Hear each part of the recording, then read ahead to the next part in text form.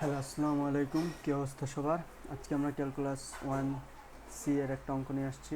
Very important অঙ্ক এটা। তো অঙ্কটাতে বলছে F of x is equal two modulus of x plus modulus of X minus one, ফাংশনের লেখচিত্র অঙ্কন এবং ডোমিনো রেঞ্জ নির্ণয়। এখানে মডুলাস দেওয়া আছে। এখানে আমরা আগের অঙ্কে যেমন দেখছি শর্ত দেওয়া ছিল, এখানে কোনো শর্ত দেওয়া নাই। এখানে আমাদেরকে শর্ত মেক করে নিতে হবে।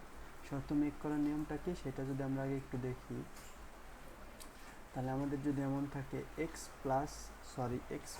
Minus A modulus of A plus X minus B, যদি আমাদের এরকম থাকে, তো সেই ক্ষেত্রে আমাদের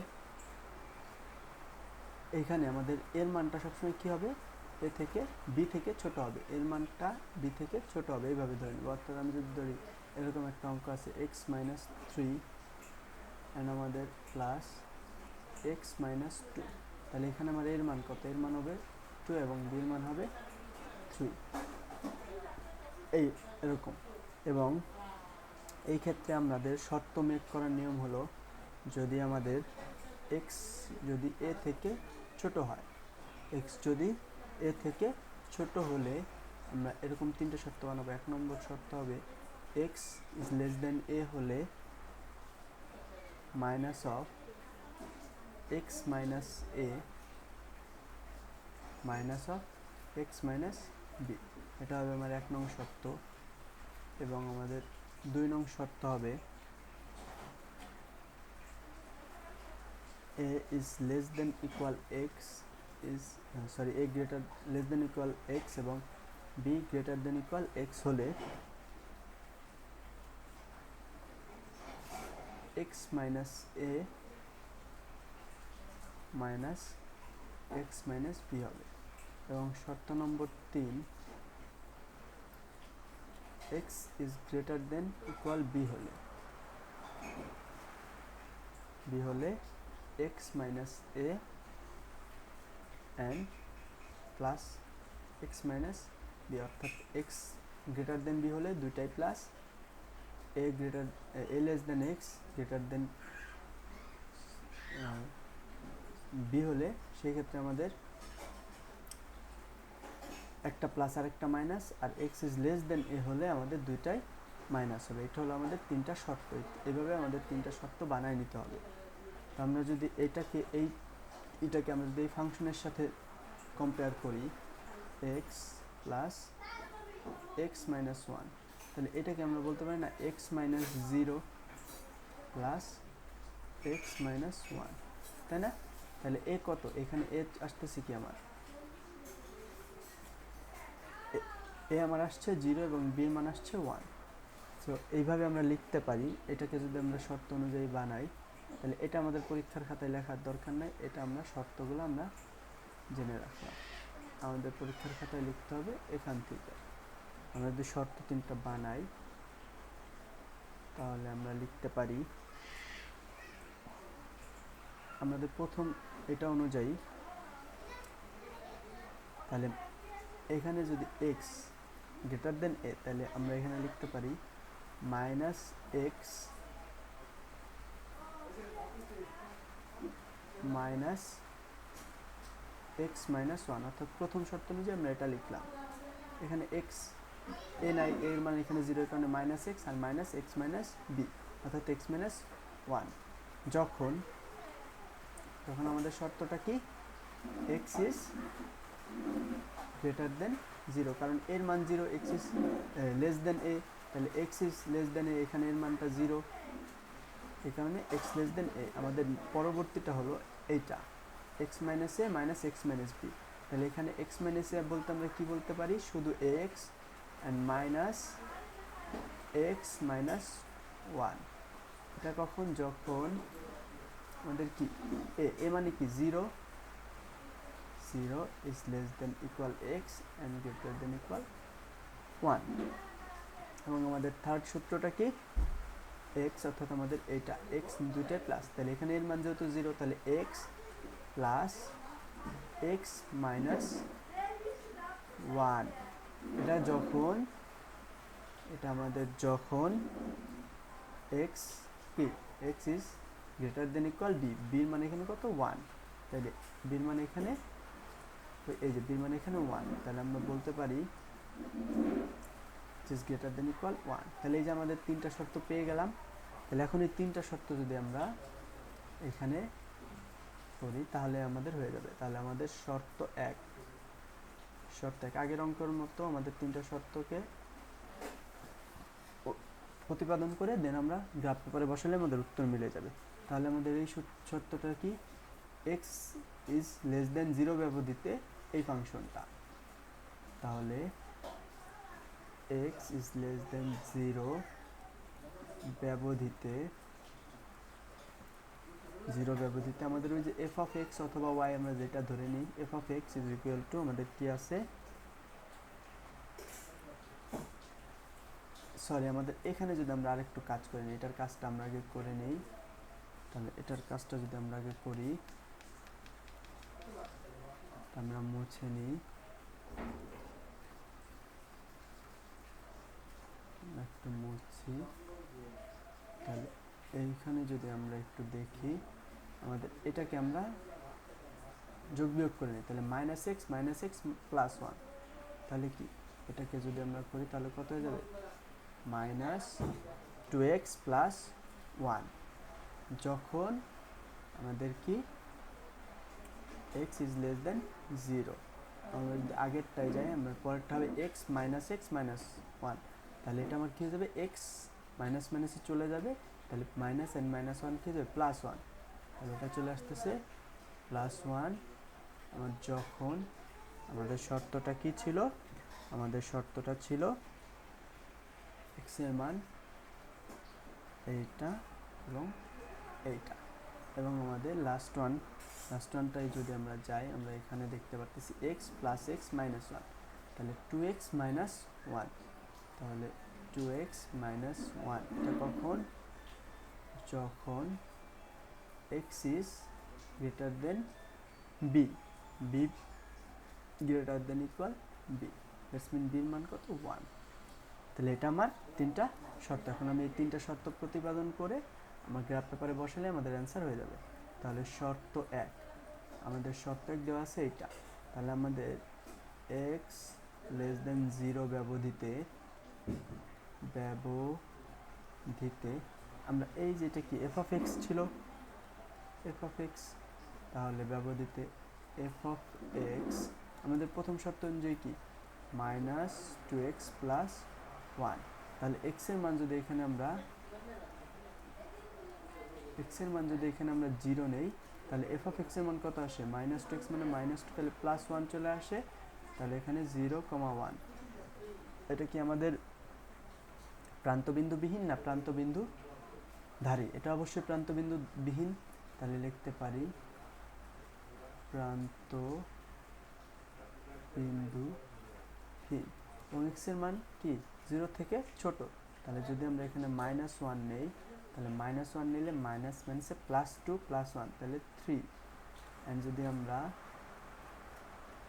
মাইনাস 2 নেই, তাহলে minus 2 minus minus plus 4 plus 1, তাহলে মাইনাস 2 নিলে প্লাস 5, তাহলে আমার এটা এইভাবে চলতে থাকবে বিন্দুগামী। এই বিন্দুগামী একটি রশ্মির সমীকরণ নির্দেশ করবে।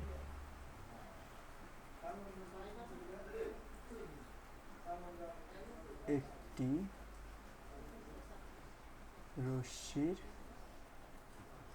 সমীকরণ নির্দেশ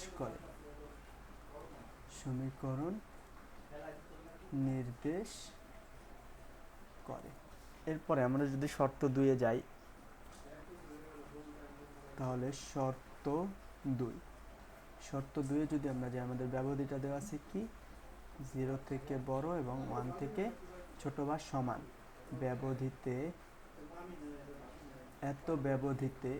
F of x is equal to 1, তাহলে একটি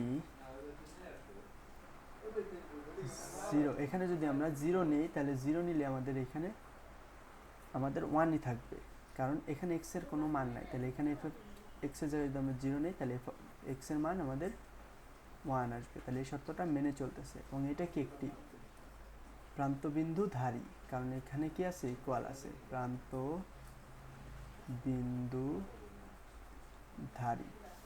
এবং আরেকটা ব্যবধি দেওয়া আছে 1, তাহলে আমরা যদি এখানে 1 নেই তাহলেও কি আমার এটার মান 1 আসবে। 1,1 এটাও কি প্রান্তবিন্দু ধারী। তাহলে প্রান্ত বিন্দু ধারী, প্রান্তবিন্দু ধারী এটা কি রেখাংশ, মানে এখানে দুইটা বিন্দু চলে আসছে, তাহলে এটা কি হয়ে যাবে, রেখাংশ। রেখাংশ নির্দেশ করে, রেখাংশ নির্দেশ করে। তাহলে আমরা দুইটা পেয়ে গেলাম। এখন আমাদের থার্ড শর্ত 3।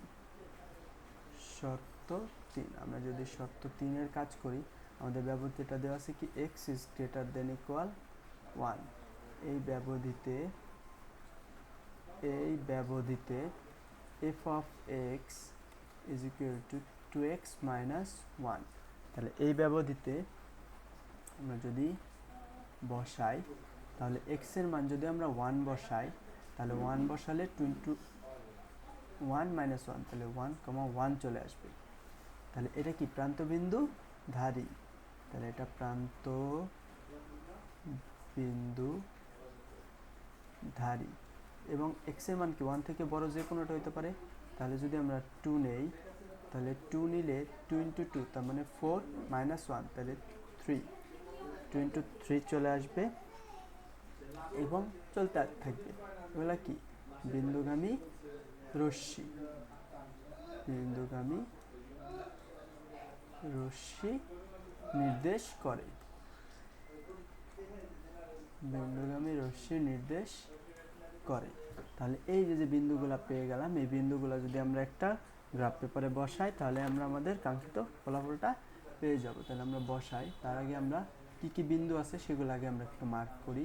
0, 1, -1, 3 and -2, 5 বিন্দুগুলো আমরা লিখি 0, 1 and -1, 3 এবং আরেকটা কি ছিল -1, 3, -2, 5। তাহলে -2, 5 and এইখানে আছে পরেরটা আছে 0, 1 and 1, 1 দুইটা। এবং থার্ড শর্তে কি কি ছিল, থার্ড শর্তে ছিল 1, 1, 1, 1 and 2, 3, এই দুইটাই ছিল আমাদের। তাহলে এই মানগুলা যদি আমরা বসাই, এই মানগুলা যদি আমরা বসাই, তাহলে আমাদের কি আসবে, আমরা যদি এখানে একটা আঁকাই, তাহলে এটাকে আমরা একটু লম্বা করি, আমরা ডুপ্লিকেট, আমরা এই অবস্থায় আনি। তাহলে এখানে যদি আমরা বসাই, এটা 0 বিন্দু, এ বরাবর 1, এ বরাবর 2, এ বরাবর 3, এ বরাবর 4, এখানে 5, এটা -1, এটা -2, এটা -3, এটা -4, এটা -5, এটা 1, এটা 2, এটা 3, এটা 4, এটা 5, এটা 6, এটা আমরা লিখতে পারি -1, -2, -3, -4, -5। তাহলে এখন যদি আমরা বিন্দুগুলোকে বসাই, আমাদের কি কি বিন্দু আছে, 0, 1, দ্যাটস মিন x অক্ষ বরাবর 0 অ্যান্ড y অক্ষ বরাবর 1।